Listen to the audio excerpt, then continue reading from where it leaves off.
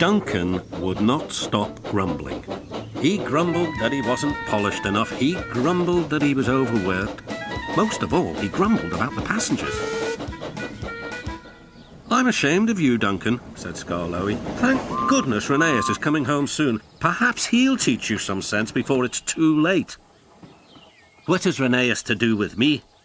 "Rheneas saved our railway," replied Skarloey. "Please tell us about it," said Peter Sam. "Well," began Skarloey, "it was before you came here. Things were bad. Rheneas and I had to keep the trains running, or our railway would have to close."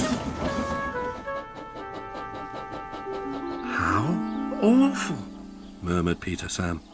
"I tried hard," continued Skarloey, "but my old wheels ached.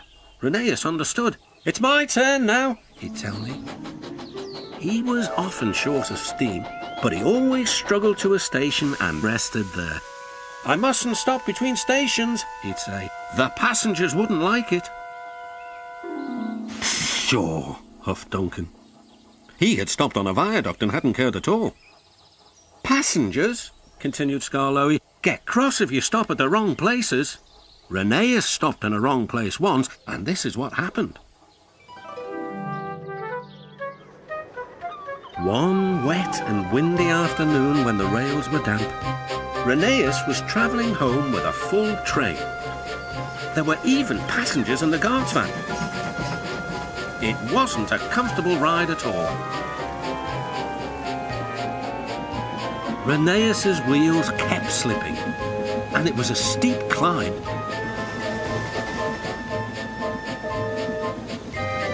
At last, his wheels gripped the rails again. The worst is over, he thought. Now we're away.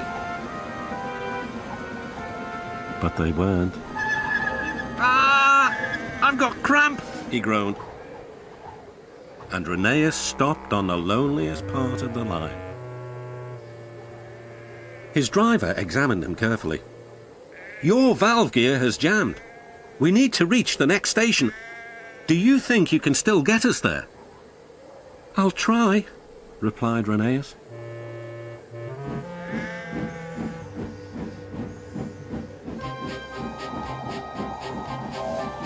Rheneas did his best.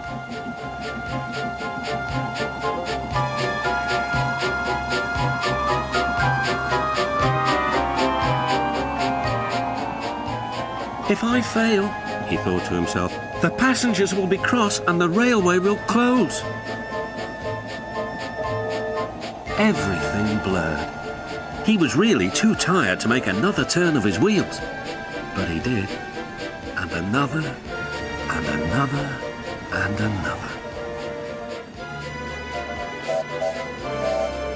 Finally, tired but triumphant, Rheneas reached the station. "I'm here at last," he wheezed. "Thank you for getting us home," said the passengers. "We'll tell all our friends what a fine railway this is." His driver was delighted. "You're a gallant little engine," he said to Rheneas. "When you're rested, we'll mend you so you'll be ready for tomorrow."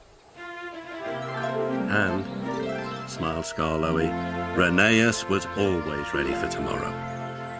"Thank you for telling us about him," whispered Duncan. "I was wrong. Passengers are important after all." The next day, Rheneas came home. All the engines were there to greet him. Edward pushed his truck to the siding where he was lifted onto his rails. This was the signal for a chorus of whistles from engines large and small. Everyone was happy, and Rheneas was the happiest of all. "You know," he whispered to Skarloey, "this helps a little engine to feel that at last he has really come home."